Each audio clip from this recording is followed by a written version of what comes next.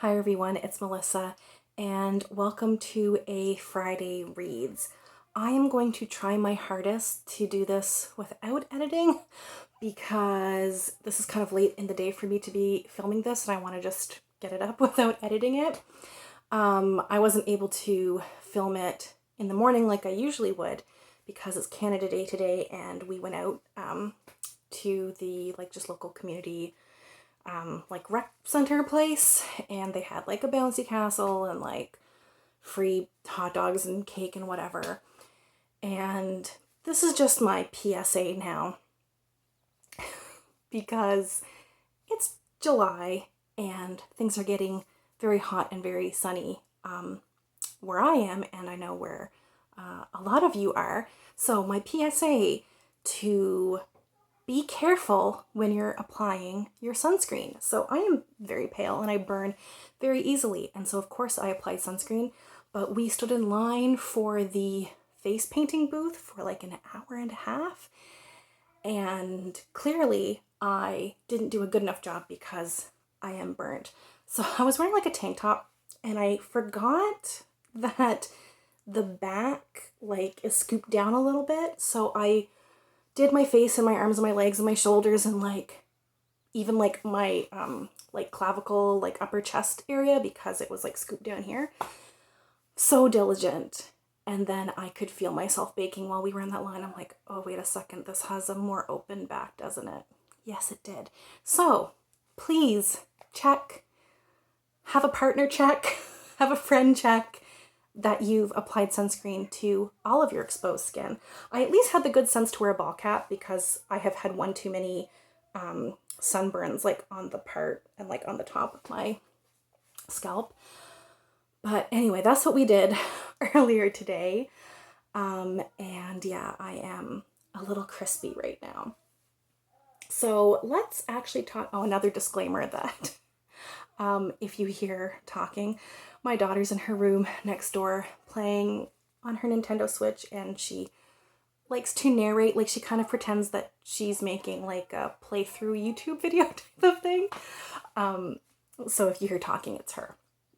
All right, so now we're going to move on to the reads and other things I've been enjoying. I think this will be a fairly short Friday Reads. I finished one book since I last talked to you, I think. And that's Space Opera. This was part of my, by Catherine M. Valente. This was part of the vlog I did where what was I doing? What was that vlog about? Oh yeah, man, this is why I normally edit my videos.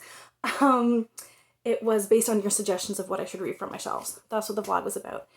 So I read Space Opera, and I'll try to remember to link that vlog, but I am kind of out of it right now.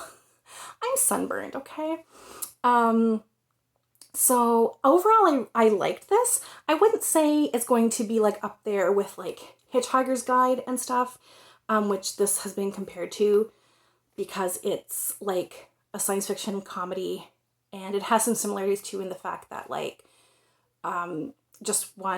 two main characters are taken from Earth, and there's the threat that Earth will be destroyed or that humanity will be destroyed. And in this case, a couple of basically rock and roll, punk rock, I don't know what kind of music they sing actually, but a couple of has-been musicians have been selected by the different alien races to represent them at a intergalactic singing competition.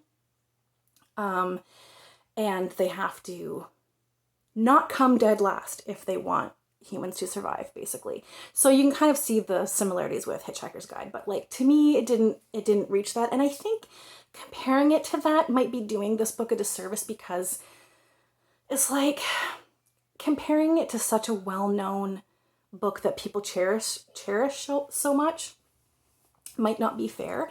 So yeah, it kind of fell short in that way, but I thought it was really funny. I think it was overwritten for my taste. I talked about this in the vlog, but every sentence is so jam-packed full of just a lot of words. And sometimes it was I had to kind of reread and dissect the sentence to get at the jokes. And I feel like Catherine M. Valente is really funny, and in my head I'm like, I don't think you have to try so hard. I think you're funny enough without like adding all these other things. That's probably a like personal taste thing, but I think she is funny. So yeah, I liked it, didn't love it, but I do think that there are other Catherine M. Valente novels that I would definitely want to try now that I've got a flavor for her writing. So yeah, I think that's the only book I have finished. I am almost finished Seven Fallen Feathers, which is the nonfiction I've been listening to on audio. I'll probably finish that tonight, maybe early tomorrow morning. That one I've been reading quite slowly. Like, I haven't like sped it up or anything on audio because it's very intense and I want to absorb all the information. It's about teenagers, Indigenous teenagers who go missing in Thunder Bay, Ontario. It's specifically about 7 teenagers who went missing or were found dead in like a very short window of time. Like, I think if you were to average it out, it was like one youth every like year and a half or something. And yeah, so it's a lot and I want to absorb it clearly. So I've just been listening to that like on one speed. And yeah, but I'm hoping to finish that up soon, and I'm not going to jump into another audiobook right away. I just want to like digest that book. It's a lot. So that I am almost finished. I'm currently reading, I always get the name wrong, Last Night at the Telegraph Club by Melinda Lowe. And I'm about 50 to 60% through this. It's on my e-reader. I'm not going to go get it. And I really like it. I'm reading this for my book club, and I didn't know anything about it. I just picked it up because that's what my book club was reading this month. And I didn't realize it's YA. And so it's like super readable. So even though I'm only halfway through, I think I'm going to finish it up probably by tomorrow. Maybe even tonight. Like, I've been reading it very fast, and I'm not a very fast reader, but it's just, the reading's very digestible. It is set in the early 1950s, I think 53 or 54 or something like that. And it's in Chinatown in San Francisco. And the main character is like 17 or 18. She's a senior in high school. She's Chinese American. And it is it's a coming of age story, obviously. It's YA. But there's just like a lot of interesting factors because we have the whole like, oh gosh, I forget what it was called. There's a name for this. But like when people were distrustful of Chinese people because of communism, what was that called? There's a name for it and it's just like escaping my brain right now. But so we have that going on. And so there's like some tension around like whether like families are safe, like if they'll get papers taken away, or if there's just like a lot of that happening, but like in the background, because the main character's concerned about, you know, her like social life and stuff. And she's gay, and like she didn't really know what that term was because it's like the early 50s. So, you know, but she's kind of discovering like her feelings for women, and watching her kind of like blossom into this person and like discover who she is just lovely. I'm really, really liking it. And like she meets this other girl who they kind of like sneak out, and she brings her to the Telegraph Club, which is like this gay bar, like lesbian bar. And like she goes to see like this male impersonator, and anyway, it's like there's some hard stuff in there, but it's just been like a joy to read. Yeah, so I'm like really loving that. So I will finish that up soon. And then when I'm done that book, I will officially be starting on my Jane Austen July reading. I'm going to start, I think, I think I'm going to start with, what was the name of that book? The one, Longborn by Joe Baker, because my hold for the ebook just came in. So I'm going to start with that, and then I will also pick up Pride and Prejudice on audio. I'll start with with Longborn first, and then I'll start listening to Pride and Prejudice. And I'm going to try to do those more or less in tandem. So that's my Jane Austen July reading that will be starting this weekend.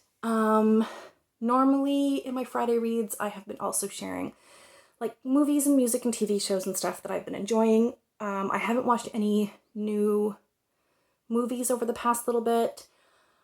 Still very much enjoying Star Trek Strange New Worlds. If you're into Trek and haven't been enjoying like Picard or like some of the other new Trek, Strange New Worlds I think is good and worth the time.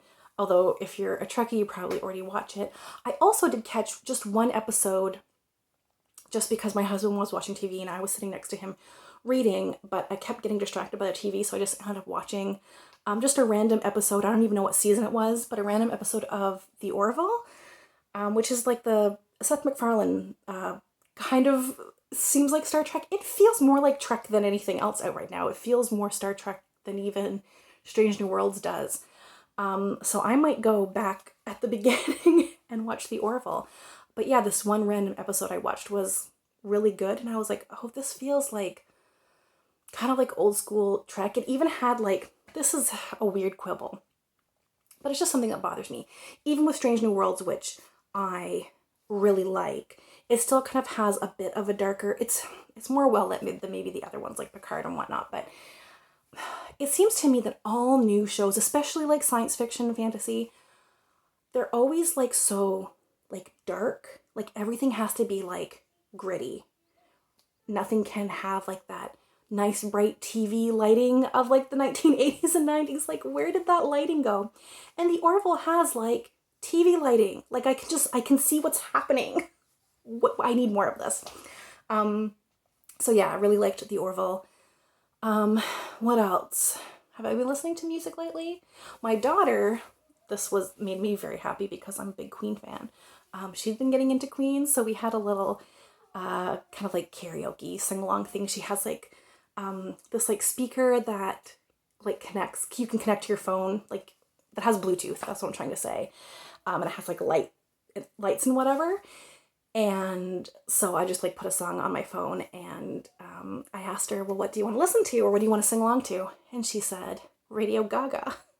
And I was like, how do you know what that song is? They must have played it at daycare or something.